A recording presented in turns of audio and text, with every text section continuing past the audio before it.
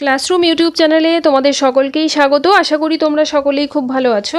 আজকে আমি তোমাদের সঙ্গে মহাকবি মাইকেল মধুসূদন দত্তের বীরাঙ্গনা কাব্য বা যেটি পত্রকাব্য নামে পরিচিত, সেই বীরাঙ্গনা কাব্যের প্রথম পত্র দুষ্যন্তের প্রতি শকুন্তলা, এই প্রথম পত্রটি নিয়ে আলোচনা করব।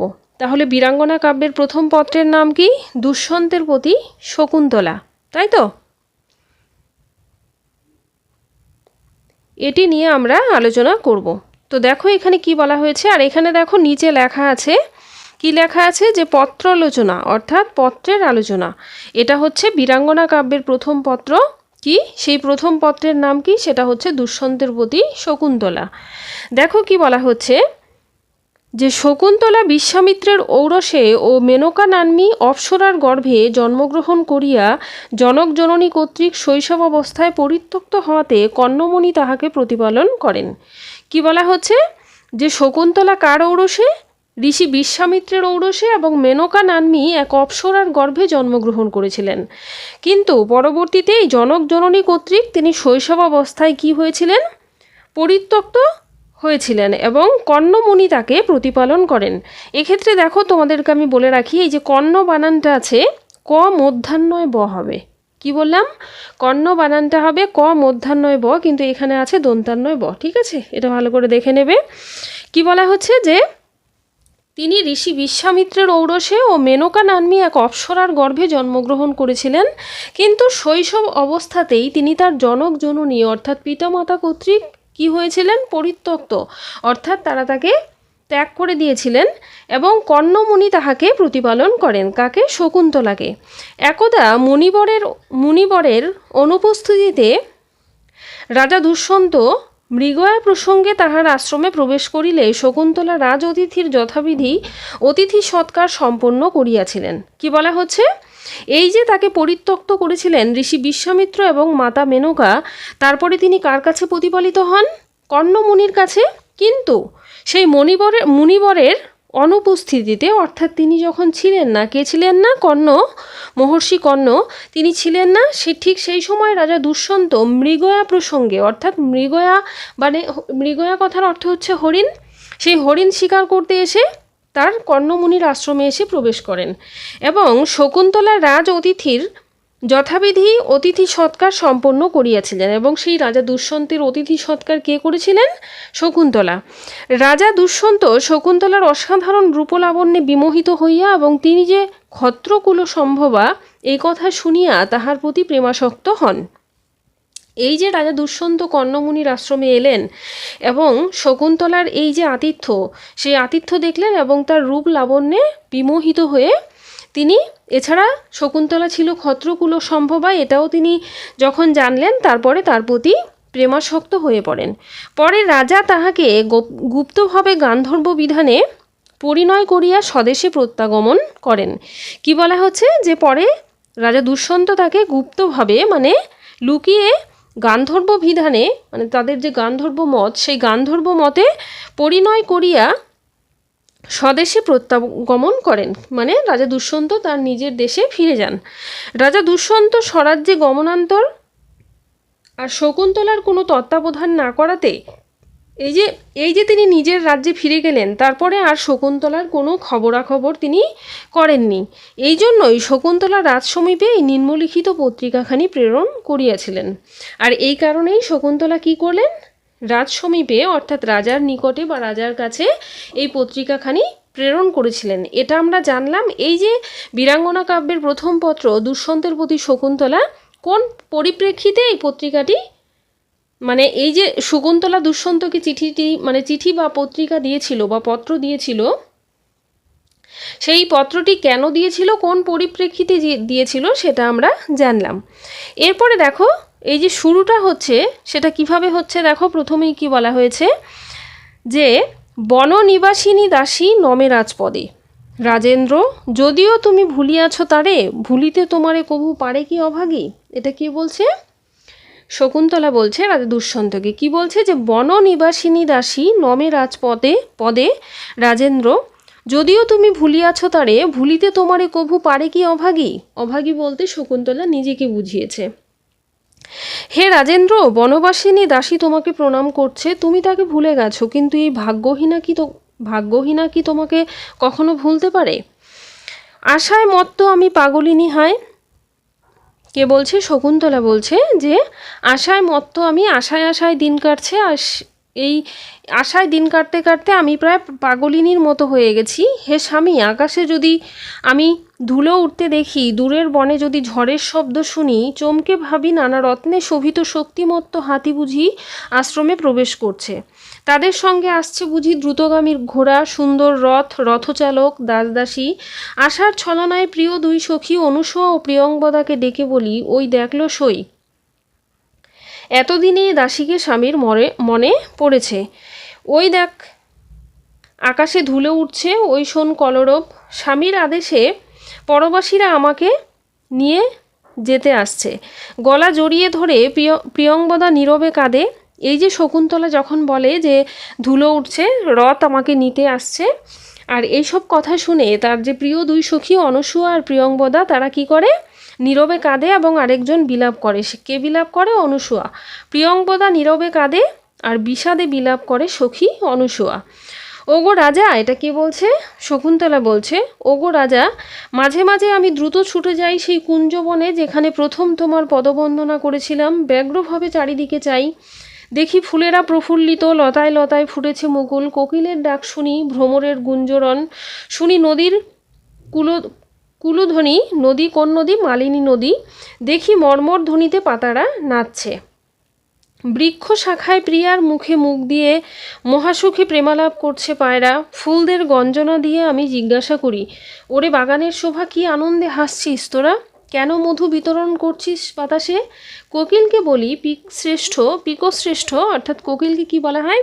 পিকশ্রেষ্ঠ। এ বনে কেন তুমি সুরতরঙ্গ বর্ষণ করছো? দুঃখের সময় কে আনন্দধ্বনি করে? অর্থাৎ কার দুঃখের সময়? শকুন্তলার দুঃখের সময়। এই যে চারিদিকের পরিবেশ, সেটাকে খুব সুন্দরভাবে তুলে ধরেছেন কে? মহাকবি মাইকেল মধুসূদন দত্ত। কার মাধ্যমে? শকুন্তলার মাধ্যমে। আর এই বর্ণনা কে করছে? শকুন্তলা, তাই তো? শকুন্তলা তার চিঠির মাধ্যমে এই কথা ফুটিয়ে তুলছে। এরপরে দেখো কি বলা হচ্ছে, যে প্রেম দেবতা মদনের দাস বসন্ত, তুমি বসন্তের অনুগামী। সেই মদন যার রূপগুণে মুগ্ধ, তার অনুপস্থিতিতে কালে কি সুখে তুমি বইছ। ভ্রমরের গুঞ্জরণ শব্দ শুনে ভাবি, বনদেবী বুঝিয়ে দুঃখিনীর, অর্থাৎ আমার দুঃখে নিচুস্বরে কাঁদছেন। হে নরশ্রেষ্ঠ, নদীর স্রোত রব শুনে ভাবি, গম্ভীর শব্দে বনদেবতা তোমার নিন্দা করছেন। ভয়ে কাঁপি, পাছে রাগে তিনি অভিশাপ দেন তোমাকে। এরপর শকুন্তলা যখন বলেন, কহি পত্রে সোনপত্র সরস দেখিলে তোরে, সমীরণ আসি নাচে তোরে লয়ে, প্রেমামদে। কি বলছে এরপরে? দেখুন শকুন্তলা কি বলছে, যে কহি পত্রে, অর্থাৎ পাতাকে শকুন্তলা বলছে। কি বলছে? যে সোনপত্র সরস দেখিলে, অর্থাৎ তুমি যখন সরস থাকো, উজ্জ্বল থাকো, তখন কি হয়? সমীরণ, অর্থাৎ বাতাস, সমীরণ আসি নাচে তোরে লয়ে প্রেমামদে। কিন্তু যবে শুকাইস কালে তুই, ঘৃণা করি তোরে তারাই সে দূরে। তেমতি দাসীরে কিরে ত্যাজিলা নিপ্রতি। তাহলে কি বলছে? শকুন্তলা নিজেকে কার সঙ্গে তুলনা করছে? শুকনো পাতার সঙ্গে। এবং সে পাতাকে উদ্দেশ্য করে কি বলছে? যে যখন তুই সরস থাকিস, তখন বাতাস এসে তোকে নিয়ে প্রেমের সঙ্গে তোকে নিয়ে নেচে বেড়ায়, কিন্তু যখন তুই শুকিয়ে যাস, তখন ঘৃণা করে সে তোকে দূরে তাড়িয়ে দেয়। ঠিক সেই অবস্থায় কি আমার সঙ্গেও হলো? অর্থাৎ ঠিক সেই রকমই কি নিপ্রতি, অর্থাৎ রাজা দুষ্যন্তও কি আমাকে ত্যাগ করলো? অর্থাৎ পাতাকে শকুন্তলা বলে যে সোনপত্র সরস দেখলে বাতাস এসে তোকে নিয়ে প্রেমদরে, ঠিক একই কথা দেখো, নাচে, কিন্তু যখন তুই শুকিয়ে যাস, তখন ঘৃণা করে তোকে দূরে তাড়িয়ে দেয়। রাজা কি তেমনি করে আমাকে দূর করলেন? বৃক্ষতলে বসে চোখ বুঝি, ভ্রান্তিতে মেতে ভাবি, তাড়াতাড়ি পাবো ওই চরণপদ্ম। বুক কাঁপে দুরু দুরু করে যদি পায়ের শব্দ শুনি, আনন্দে চোখ মেলি, কিন্তু হরিণকে দেখে কাঁদি দুঃখে। গাল দিয়ে করাঘাতে তাকে দূর করি, ভ্রমরকে ডাকি জোরে, বলি, ফুলের প্রিয় ওগো ভ্রমর, তুমি এসে আবার এ অধর আক্রমণ করো। দাসীকে রক্ষা করতে পুরুরাজ তবে হয়তো হঠাৎ দেখা দিবেন। মানে কি বলছে? যে আমি যদি কোনো বিপদে পড়ি, তাহলে এই দাসীকে রক্ষা করতে নিশ্চয়ই রাজা দুষ্যন্ত এসে আসবেন আমার কাছে। এরপরে দেখো কি বলা হচ্ছে, যে শকুন্তলা কি বলছে, কিন্তু বৃথা ডাকি কান্ত, কি লোভে ধাইবে আর মধুলোভী অলিয়ে মুখ নিরখি, শুকাইলে ফুল কবে কে আদরে তারে। কি বলছে যে আমি এই যে ডাকছি এটা বৃথায় আমি ডাকছি। আমরা সকলেই জানি যে কি, এরপরে সে কি বলছে যে কি লোভে ধাইবে আর মধুলোভী অলিয়ে মুখ নিরখি, শুকাইলে ফুল কবে কে আদরে তারে। অর্থাৎ ফুল যখন শুকিয়ে যায় তখন সেখানে আর কোনো অলি আসে না। এটাই বলা হচ্ছে যে দেখো নিচে বলা হচ্ছে, কিন্তু বৃথা ডাকা প্রিয় মধুলোভী ভ্রমর, আরে মুখ দেখে কেন ছুটে আসবে, ফুল সকালে কে কবে আদর করে তাকে। কাঁদতে কাঁদতে প্রবেশ করি সেই লতা নির্মিত গৃহে, যেখানে ভেবে দেখো রাজা যদি মনে পড়ে, যেখানে বসে প্রেমের কৌতূহলে পদ্মপাতায় গীতিকা লিখেছিল এই অভাগী, যেখানে হঠাৎ এসে তুমি তার বিষম বিরহ জ্বালা জুড়িয়েছিলে। পদ্মপাতায় এখন যে কত কি লিখে যাই তা কি করে বলবো। হাত জোর করে কখনো বায়ুকে বলি, ওগো বায়ুকুল রাজা, আমার এ পত্র তুমি উড়িয়ে নিয়ে গিয়ে রাজগৃহে সিংহাসনে বিরাজমান রাজার পদতলে ফেলো।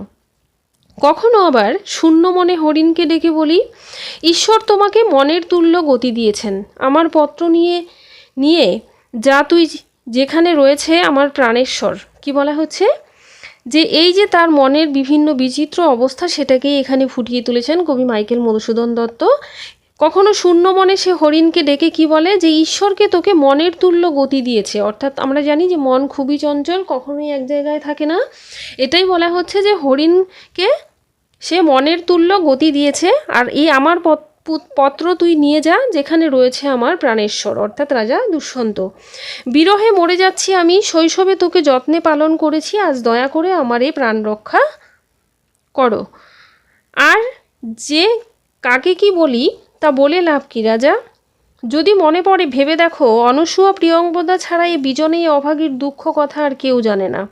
এ দুজন যদি কাছে আসে অমনি চোখ মুছে ফেলি, কেননা আমাকে বিষণ্ণ দেখলে ওই ঋষিকন্যারা রাগ করে, মন্দ কথা বলে, নিন্দা করে তোমার, সে নিন্দা বজ্রের মতো আমার বুকে বাজে, চাপা ক্রোধে ফাটি কিন্তু মুখে বলতে পারি না। কেঁদে কেঁদে আর সব স্থানে এমনিই ঘুরে বেড়াই, যে গাছের নিচে গান্ধর্ব বিবাহের ছলে দাসীকে ছলনা করেছিলে, সে কাননে বাসর ও ফুলশয্যা সাজিয়ে দাসী তোমার প্রথম চরণ সেবা করেছিল, সেখানে প্রবেশ করলে মনে কি ভাব জন্ম নেয় হে বুদ্ধিমান, ভেবে দেখো। হে বিধাতা, এই কি ছিল তোমার মনে, প্রেম বৃক্ষের শাখায় কি এমনি ফল ফলে। এটা কি বলছে, শকুন্তলা বলছে। হে প্রাণনাথ, অনাথার মতো এইভাবে আমি ঘুরে বেড়াই। কাকে বলছে, রাজা দুষ্যন্তকে বলছে যে হে প্রাণনাথ, আমি অনাথার মতো এইভাবেই ঘুরে বেড়াই। ভাগ্যে বৃদ্ধ তাপসী গৌতমী পিসি, তাহলে বৃদ্ধ তাপসী হচ্ছে তার গৌতমী পিসি, মন কি বলছে যে তার মন হচ্ছে জপতবে সদা মগ্ন, অন্যথায় এতদিনে সর্বনাশ হতো। শকুন্তলা কি বলছে যে বৃদ্ধ তাপসী গৌতমী পিসি হচ্ছে জপতপে মগ্ন, আর যদি তিনি এদিকে খেয়াল করতেন তাহলে খুবই সর্বনাশ হতো। হে দেব, ফুল দিয়ে খোপা বাঁধতে আর আমার স্বাদ নেই, গাছের মলিন ছালে ঢেকে রাখি আমার এই মলিন দেহ, অন্নে রুচি নেই, শূন্য মনে কাকে যে কি বলি জানি না, দুঃখে নিঃশ্বাস ঝরে মাটিতে পড়ে জ্ঞান হারাই আমি, চেতনা পেয়ে যেই চোখ মেলি তোমাকে দেখি সামনে, অমনি হাত বাড়িয়ে পা দুটো ধরতে যাই, না পেয়ে কাঁদি হা হা করে, কে বলবে কি পাপে এমন বিড়ম্বনা সহ্য করি আমি, কি পাপে বিধি এমন কষ্ট দিচ্ছেন, কাকে জিজ্ঞাসা করব আমি। বিশ্রামদায়িনী নিদ্রা যদি দয়া করে নিজের কোলে স্থান দেন, স্বপ্নে কত যে কি দেখি, কি করে তা বলবো। দেখি সোনায় রত্নে তৈরি প্রাসাদ, হাতির দাঁতের তৈরি দরজায় হাতি প্রহরী, স্থানে স্থানে সিংহাসন, ফুলের বিছানা, বিদ্যাধরীর যে সুন্দরী পরিচারিকারা, কেউ গায়, কেউ নাচে, কেউ নানা অলঙ্কার আনে, কেউ আনে সুস্বাদু রাজভোগ। দেখি ধনদেবতা কুবেরের গৃহের মতো রাশি রাশি মণিমুক্তা, বীণাধ্বনি শুনি মন মেতে ওঠে সুগন্ধে। নন্দনকাননে একথা পিতৃব্য কথের কাছে শুনেছি, ও নন্দনকাননের পাশে বসন্ত যেমন হয়, হে নরশ্রেষ্ঠ, তোমাকে দেখি সোনার সিংহাসনে, মাথার ওপর রাজছত্র, হাতে অমূল্য রত্নে তৈরি রাজদণ্ড, শশা করা পৃথিবী রাজস্ব হাতে নিয়ে তোমার চরণ কমলে আনত। জেগে উঠে যে কত কাঁদি, কাকে তা বলবো, দাসী জানে হে রাজা। কি বলছে যে দাসী জানে হে রাজা, তোমার ঐশ্বর্য দেবরাজ ইন্দ্রের মতো, কুলমান ধনে জগতে তুমি অতুলনীয়, সমস্ত রাজার মধ্যে তুমি শ্রেষ্ঠ। এটা কে বলছে? শকুন্তলা বলছে রাজা দুষ্যন্তকে। কিন্তু বৈভবে এ দাসীর লোভ নেই। অর্থাৎ কি বলছে? যে শকুন্তলা বলছে যে কুল মান ধনে তুমি জগতের মধ্যে শ্রেষ্ঠ, কিন্তু বৈভবে অর্থাৎ এই যে রাজ ঐশ্বর্য এবং বৈভব, তার প্রতি এই দাসীর কোনো লোভ নেই। দাসীর মতো তোমার চরণ সেবা করাই আমার এই পোড়া হৃদয়ের চিরবাসনা। আমি বনবাসিনী, বৃক্ষছাল আমার বস্ত্র, আমার আহার ফলমূল, শয়ন কুশাসনে রাজসুখ ভোগে আমার কি প্রয়োজন? আকাশে চাঁদকে নিয়ে প্রেম ক্রীড়া করেন রোহিণী, পদ্মফুল তাকে পূজা করে মর্তে থেকে। আমাকে পরিচারিকা করে তোমার পায়ে রাখো। চির অভাগিনী আমি। এরপরে শকুন্তলা কি বলছে? যে আমি চির অভাগিনী, জনক জননী ত্যাজিলা শৈশবে মোরে, না জানি কি পাপে পরান্নে বাঁচিল প্রাণ পরের পালনে।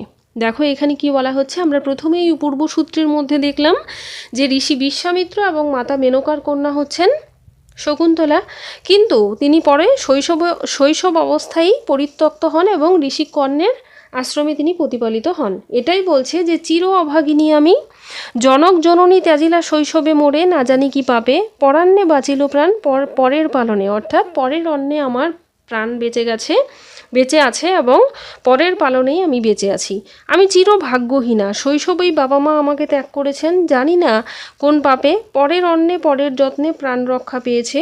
এ নব যৌবনে হে স্বামী তুমি কি এবার আমাকে ত্যাগ করলে?